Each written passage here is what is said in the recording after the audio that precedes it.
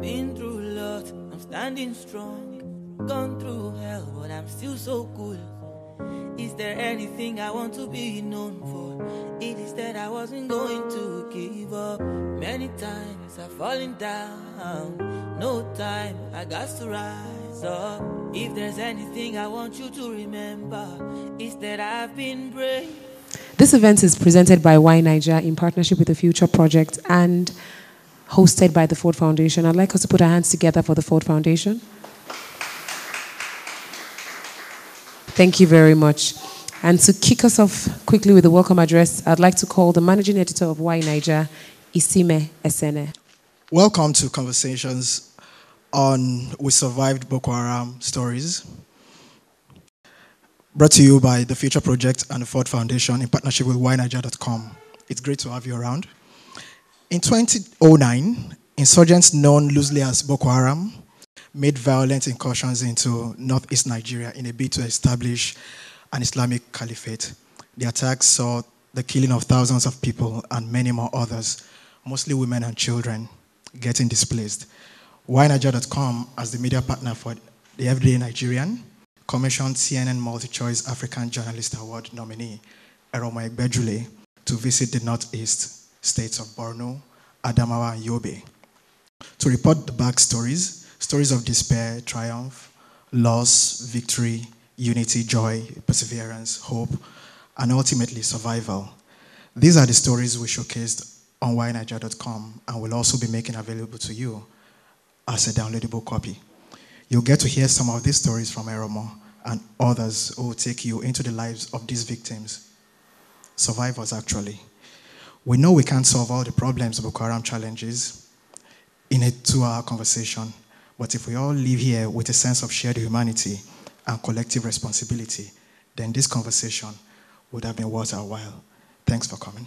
I think we should commend YNaija for paying attention to these parts in an environment where it seems like everybody is crazy about the shiny stuff and the fickle stuff. So I'd like us to just put our hands together for YNaija, the founding partner of the Future Project, to, expatiate more on why we are here. Ladies and gentlemen, Mr. Chude Jidanwo. Thank you. Thanks. You have listened to a direct, succinct speech.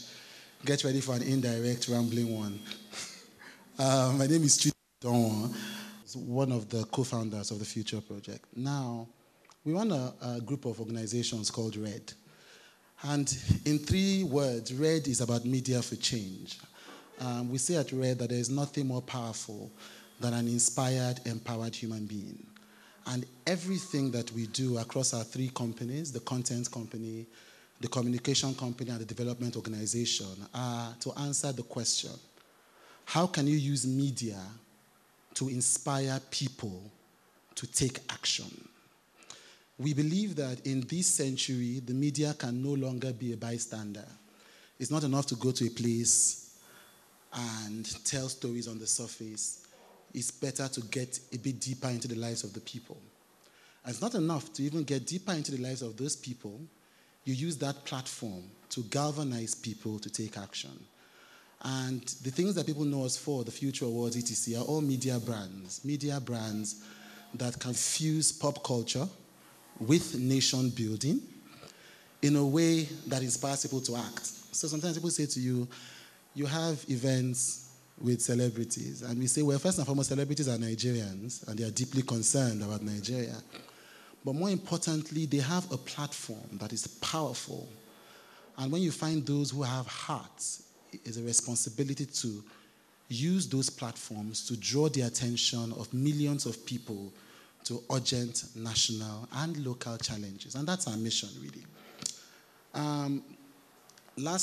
3 months ago, we decided that we're going to focus YNaija.com on this primary mission. YNaija is 5 years old this year. It has gone through a lot of iterations. But all along that line, we've been focused on our mission, which is YNaija is supposed to tell the stories that you usually don't hear about. It's not enough to find out to see in the news, man kills wife. You want to find out why did man kill wife? 16 electrocuted in Enugu. They want to find out how did 16 people get executed in Enugu. It's important to delve into why do we do the things we do? Are we the way we are? And so every month we are commissioning series that just go across the country and tell those stories you usually don't hear. And so Eromo has a lot of experience in the Northeast. He has reported over 2 years. And we said, Eromo, could you go back? And we'll fund this. And could you go back and just tell us those stories we don't hear? Let's not look at Boko Haram survivors as just numbers. Let's look at them as people with stories, people whose futures count, people who we must talk about because they are compatriots. And these stories are the things that he has made up into this 3-week series that we call We Survive Boko Haram. Some of those stories are dramatically touching. It's almost shocking to believe that these are Nigerians in Nigeria. One of the stories I couldn't overcome was the one of the young boy whose face was completely disfigured by the bombs. And he had to wear a face mask, not just to protect us from the shock, but so his ears don't fall off. And even until reading those stories, I didn't understand how important those stories were. And there are people that say that Nigerians don't want to read these stories. But this is the interesting thing we found out. Every day that we published the story from this 3-week series, they were the top read stories on YNaija.com. Every day. So it is not true that Nigerians are not interested in these stories. It is that nobody is telling Nigerians these stories in a dedicated, committed, consistent way. And that's the job. So everyone knows it cost us almost ₦1 million to do these stories. It wasn't funded by anybody or anything. And we already sent him. He just came back from the Niger Delta. He spent another 2 weeks reporting on the blasts of pipelines and another crisis happening where we also have children in Warri and anywhere else who are growing up in chaos, growing up and looking at Nigeria through the eyes of chaos. We need to tell these stories. We need to bring these stories home. And we need to gather people like you who are influential and influencers to begin to think constructively about how can we take action to save and preserve the lives of fellow citizens. That's our mission at YNaija.com. And we thank you for joining us on this journey. Thank you very much. Thank you very much, Chude. So we're going to read the stories. And I'd like to request that we please respect the material we're reading. So I'd like to give some house rules. Please put your phones on silent. Next up is our very own darling Deva Waje. We survived Boko Haram, the Great Trek.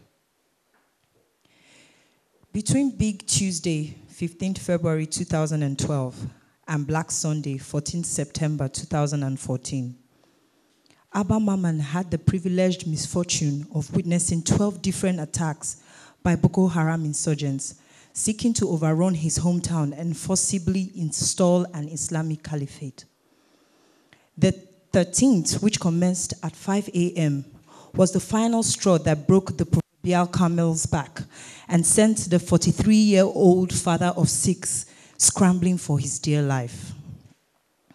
At this time, Maman was an irrigation officer who also dabbled in animal husbandry, leaving his diploma certificate in Sharia and civil law from the Borno State College of Legal and Islamic Studies to gather dust at the bottom of a traveling box.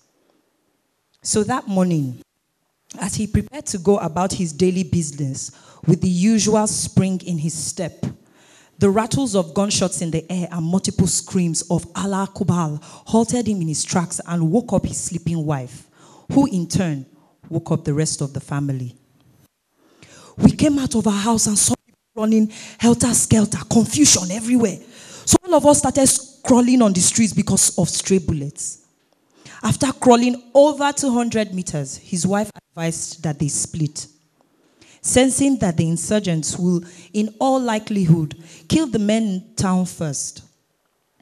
So while he moved towards the barracks for safety with the other men and few teenagers of both sexes, She and her children fled to the opposite direction towards the gates of the town. 4 hours he was there, and within a week, he was reunited with his wife and their youngest child. She told me that other children had split from her while they were running, and she had no idea where they were. Their hopes of finding them soon turned into despair as weeks turned into months. But poor kept on searching. His faith was rewarded one sunny day as he was walking back from a fruitless search 2 months in, and he heard, "Baba, we are here." It was the voice of an exhausted 13-year-old child who had led her 4 siblings for 3 days, trekking over 75 kilometers through the inner village of Maiduguri.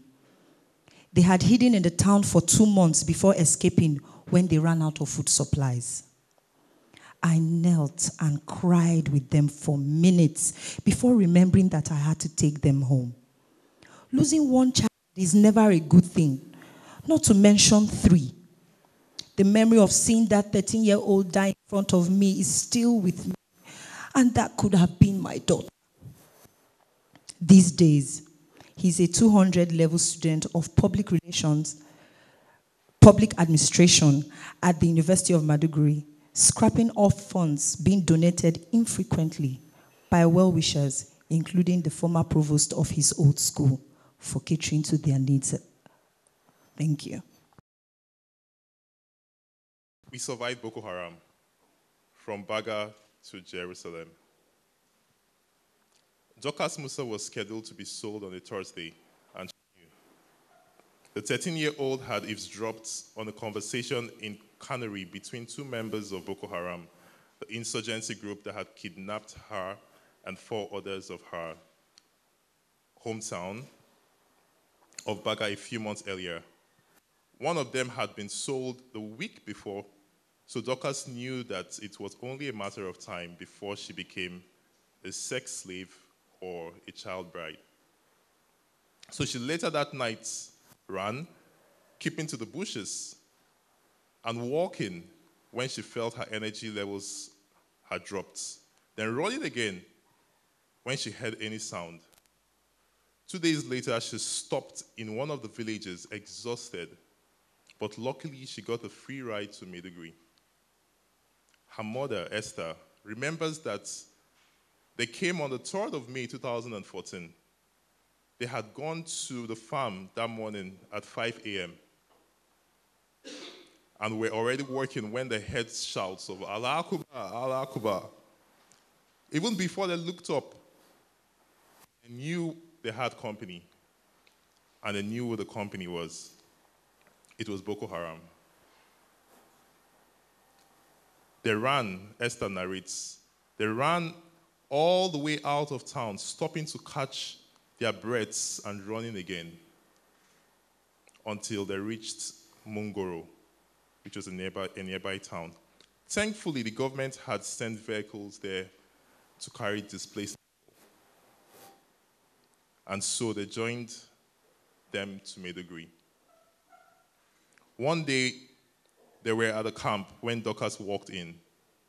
It felt like a dream to a mother who was learning to live with the fact she would never get to see 2 of her 4 children ever again. A happy dream.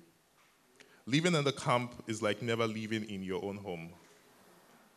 Before they would cook and serve us food, but that is no longer the case. There is no food here. Thank you.